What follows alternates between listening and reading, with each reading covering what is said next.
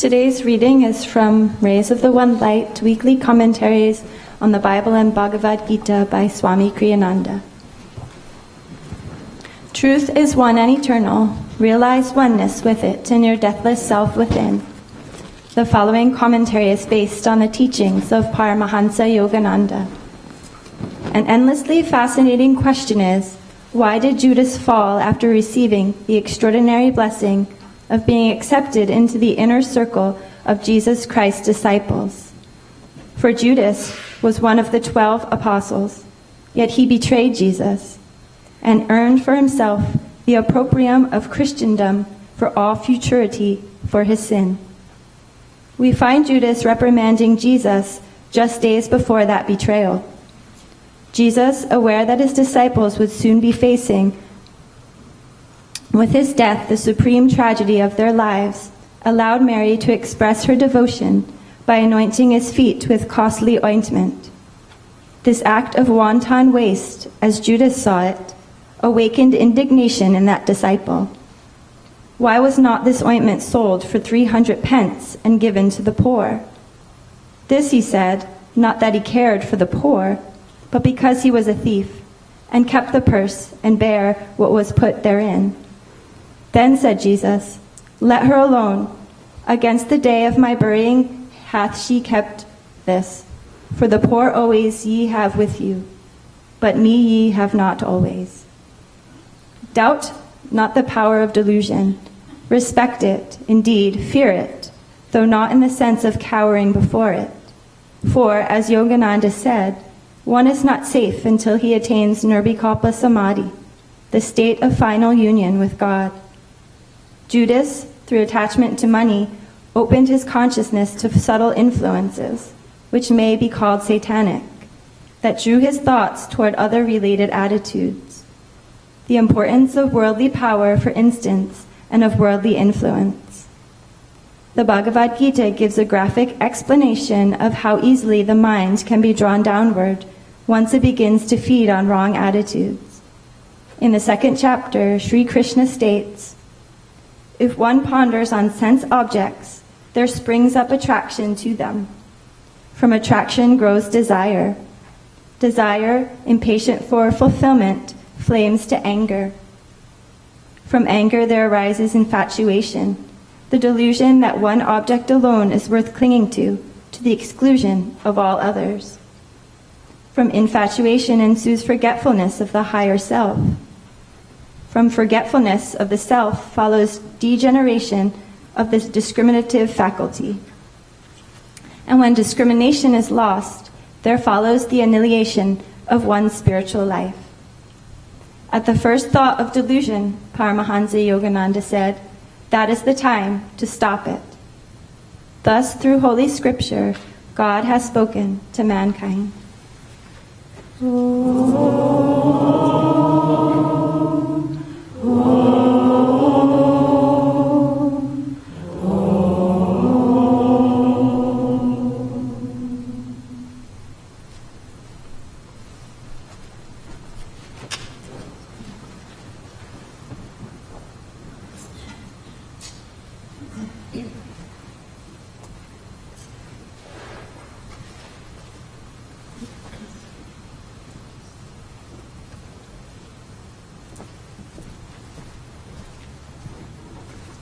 Good morning, everyone. Am I on?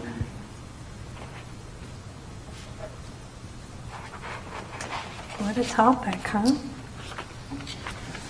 Originally, John and I was supposed to give this talk, and I remember thinking at the beginning of the week, I wonder what she's going to say. So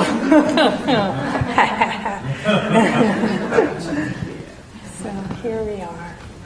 I'm happy to be here in her stead. She's not feeling well, to offer a few thoughts here. Let's see what Divine Mother wants to say. So,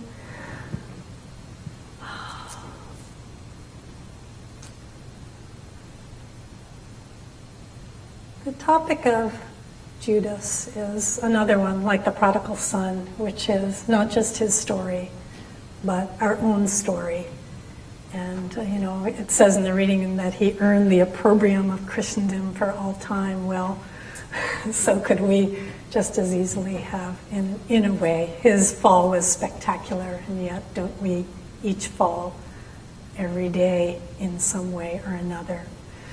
Yogananda said, Paramahansa Yogananda, whose teachings we follow here, said to his disciple Swami Kriyananda, who was the founder of Ananda, Kriyananda once asked, how did Judas, get to be one of the 12 apostles, and what's with this? And Yogananda said that he was actually a prophet in a past lifetime, and he was a very high soul. And Yogananda went on to say that though it took him several thousand years, that he actually knew Judas in this lifetime. This was in the beginning of the 1900s, and that Jesus had directed another master to give him final liberation in this lifetime. And so we see the story is hopeful, whether you believe reincarnation or not. But I do. I've seen many instances that help convince me of that. So here we are, we're all on the spiritual path, and we have high ideals. And yet, how is it that we betray them daily? I know we're enjoined here that there are certain, I want to talk a little bit about Judas. I had a hard time pulling all my thoughts together. There are so many of them. So let's talk a little bit about Judas. Here he was, very intelligent, very magnetic, very devoted in his way, very much wanting to be one of Jesus' disciples, and yet he allowed himself to become drawn by what we're calling wrong attitudes here, by these thoughts that can pull us away. And in his case, it was perhaps money or perhaps political correctness. I know one of my favorite films is Jesus of Nazareth. It's a beautiful film that was done in the 70s, and it's about the life of Christ, life of Jesus, very well cast, and it goes a long way towards me, at least, of humanizing this story of all the disciples and their way of relating to Jesus. And we see in Judas, in this case, someone who was aspiring, who had kind of a political background, who knew some of the, I forget what the zealots who were trying to take back Israel, a good cause. But they weren't people who were in tune with the larger divine plan, and that's kind of part of what's at the heart of this. And yet Judas felt called towards Jesus and became part of his band. And yet at a certain point, and this is of course surmise, but it fits in with the story, and it's one way at least to view it in an instructive way. He saw, as Swami Kriyananda puts it, Jesus acting in all these daft manners that to him, who had, he thought, more political savvy, weren't going to further the mission. There he is. He's associating with the kind of people that don't really have any power to change things. He's sleeping on the ground. He's breaking all these rules. In fact, there's one point in the movie where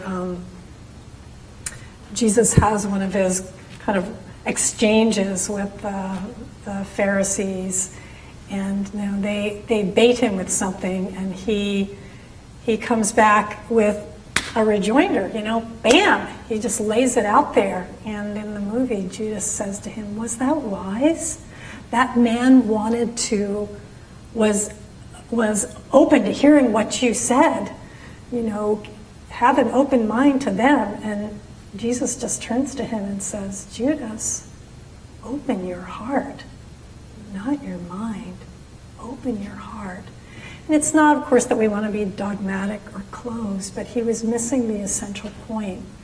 And that's not that those of us with fine minds, intelligent, educated, etc., should be dumbing down. The idea is to open our hearts so that they're as large as our minds. And to understand the wisdom of the heart, the wisdom of attunement, the wisdom of constantly being in tune with our highest values. We can contrast Judas. And I think about then this experience of them where Mary is with Jesus, and you can just imagine Judas, after a while, starting to tick up in his mind all the things that, gosh, he wishes Jesus wouldn't do. You know, he's a great soul, but you know, he's so impractical. And here, he's allowing this to happen. You know, doesn't he understand? And you can just see that start to happen. I don't know if that's ever happened to you, where you perhaps see something. If you're part of Ananda here, you probably have many experiences where you see something come about where you think, oh, you know, if only they could have done this. Or, you know, the mind. And I can just see that in this exchange with Judas. You know, he thought, you know, so he pulls out this thing of the poor. You know, this could have been used for the poor. And the reading says, not that he really cared that much for the poor, but he had started to associate in his mind, what's the word for it? Started to, not affiliate, it's a word that's like that. In his mind, he had more of an affinity with an attitude maybe that might have been good, but wasn't necessarily a deeper, deeper truth that he might have been able to intuit had he really tried to tune in to Jesus on a deeper level. Now we contrast that with Peter, who ended up being, one might say, you know, one of Jesus's most foremost disciples, who just before that was asked by Jesus, "Who do men say that I am?" You know, here there were all these people out there, some condemning him, some thinking he was the greatest thing. Certainly he was somebody that had a lot of notoriety, and different ones of the disciples said what they thought who he was or what they had heard, and then Jesus said, "Who do you say that I am?" And Peter turns to him and says, "Thou art the Christ." And Jesus' rejoinder to him is, you know, "Blessed art thou among men, for," I forget exactly the way he says it, but "flesh and blood has not revealed this to you." In other words, it's not something that you got from outside, it's something that you got from your own intuitive perception. So here we have the course of how things go. So with Judas, he started to, as this reading says, feed on wrong attitudes. You know, he started maybe looking around. Swami Kriyananda in another reading about this talks about the course in his mind that might have happened. Maybe he saw Jesus doing to what his mind seemed like things that weren't impractical, and he thought to himself, well, I'm practical. You know, I'm more practical than he is. What's going on here? And so, you know, that he started to feed on that idea, to sort of romance it, you might say. I remember once being, and this reading talks about feeding on wrong attitudes, and that is what starts to open us up when we start to hearken towards a wrong attitude. If we let it take hold of us, then we lay ourselves open to that whole level of consciousness. See, there's so many thoughts going in my mind about this, I can hardly keep them straight.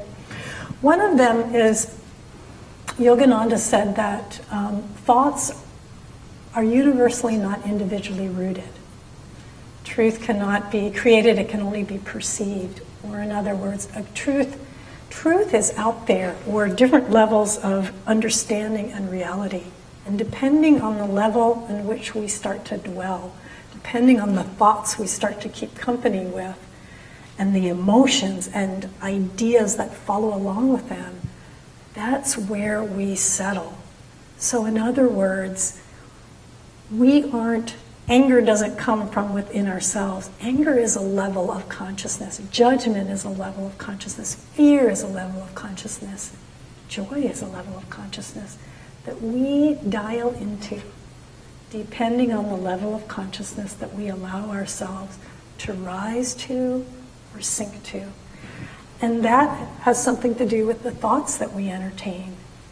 And so here we have Judas romancing this thought. I remember once being in a healing seminar, a man who did aromatherapy, and somebody asked him, he was giving us different combinations for different things, and somebody asked about, a long-standing illness. And his answer was interesting. I don't know that it's necessarily one to take for everything, but he says, you can romance it as long as you like, but when you're ready to get rid of it, here's the answer.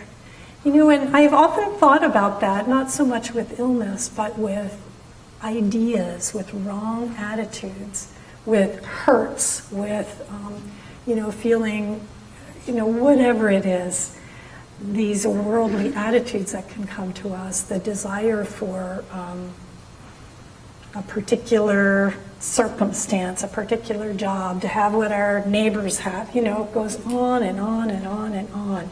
And we have it that choice. This reading says at the first thought of delusion, that's the time to stop it, to try and take that sword of devotion that Mary had, She didn't care what people were thinking. There was this person who to her represented God, and darn it, she was going to show her love, Who cares if it's costly ointment?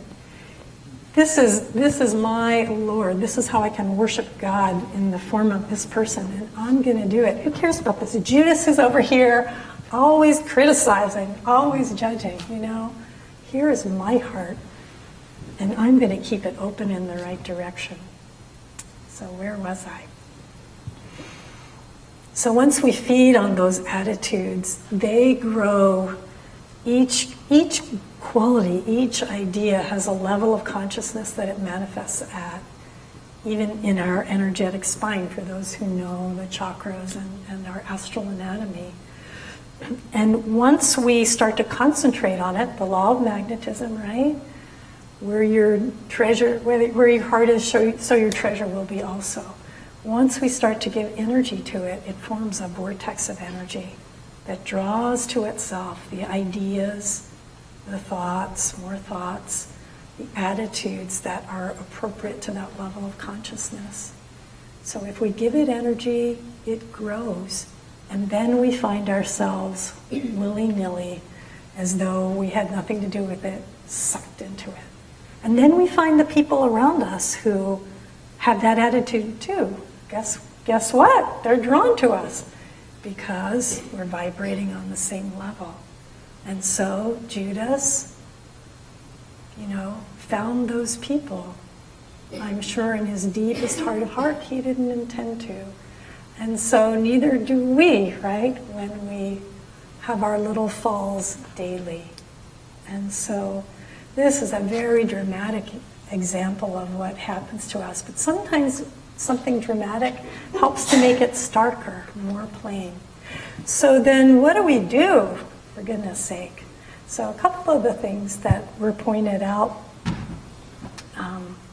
One is to maintain or create a calm center. Those attitudes and ideas can't touch us as readily, and we can get rid of them much more easily if we build a strong inner core of connection. That's why every time we do something, Sunday service, whatever, we meditate. We take that moment to go inside. And that's something that we can do throughout our day. First of all, it's so helpful to establish a regular and deep meditation practice. And especially at those times when you think, I don't have time for this. That is the time you need it the most. Let me tell you, even if it's for just a couple minutes, to take that time to center so that you're grounded in that aspiration that you know is the deepest thing in your heart, that you know is where you really want to go. And then to create reminders throughout your day so you can hearken back to that. And there are so many ways that we can do that. You can take a chant like the ones that we sing here, or the words from something inspiring. Write it down, tuck it in your purse or your pants pocket, leave it on your desk, so that when you start to get caught, you see that thought written down and you think, oh yeah, whoops, went off course there, but I'm getting back. This reading,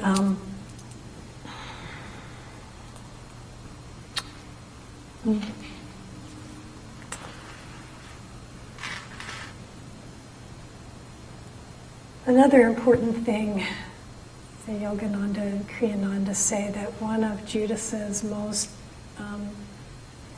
get the way they say it, greatest mistake was that he failed to actively attune himself to Jesus' consciousness, even though he was surrounded by it. Isn't that interesting to think there he was?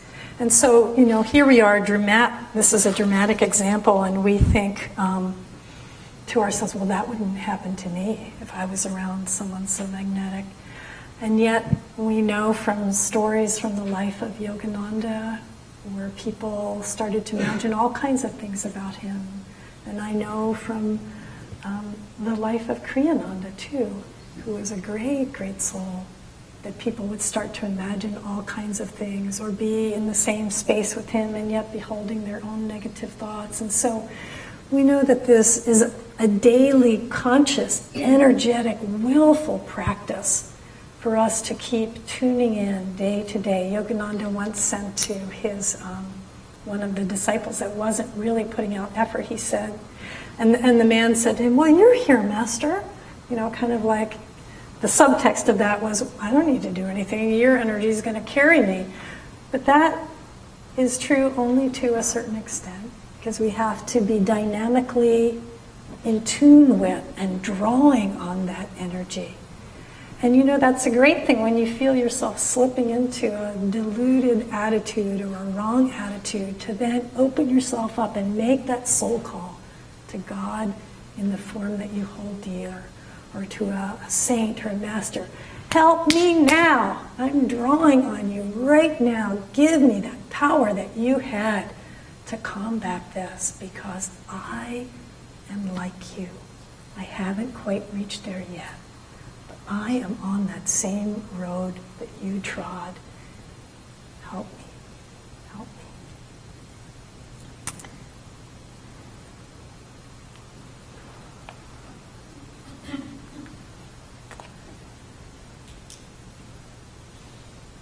So,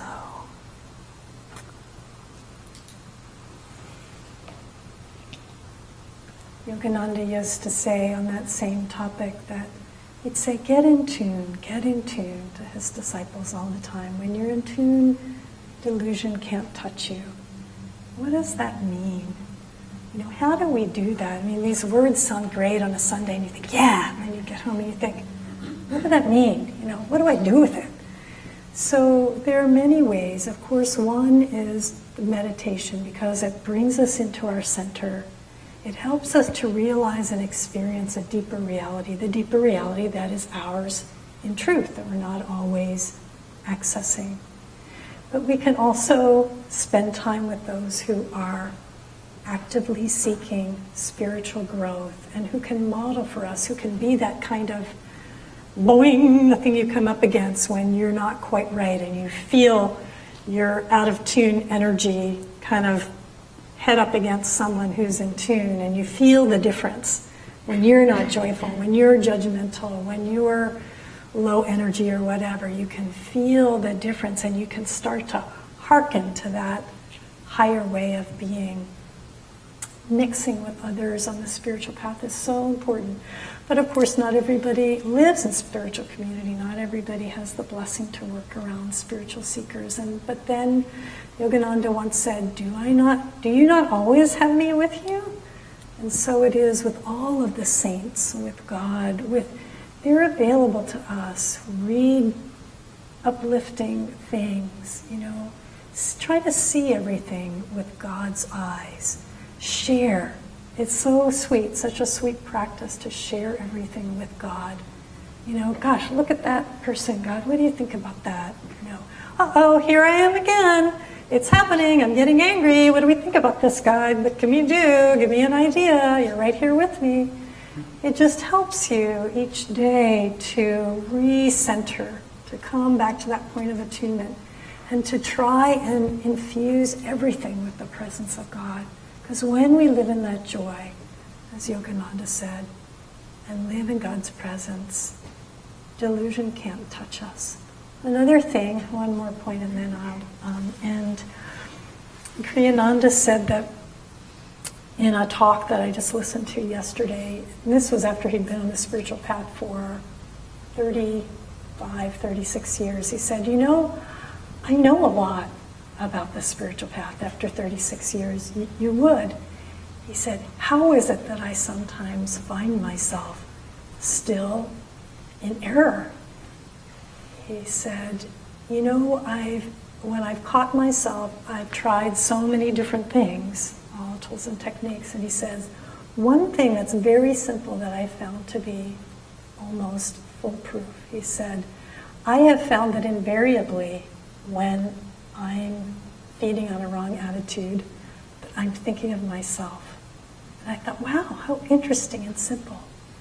If you can turn your thoughts away from yourself, what I want, what I'm not getting, what people aren't giving me, how my life is, and turn it towards thinking of something exalted, then you draw to yourself that consciousness that can help set you free. Okay.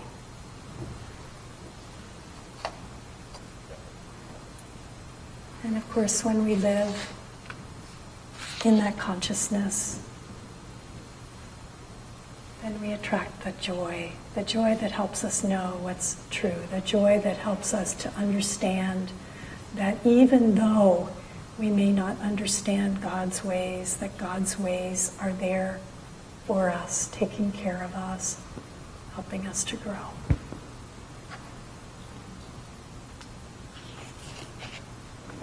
I'd like to end with this reading from Whispers from Eternity.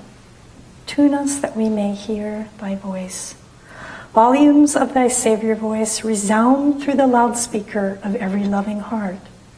The voice of thy wisdom roams through the ether of space, seeking everywhere hearts that are tuned to ecstasy. Sadly, thy warning sermons pass unheard by souls deafened with the static of sense pleasures. O divine broadcaster, tune our souls, long distracted by the static of our indifference. Fine-tune us with the delicate touch of soul perception. Grant us the privilege of hearing thy magic melodies in the ecstasy of divine awakening.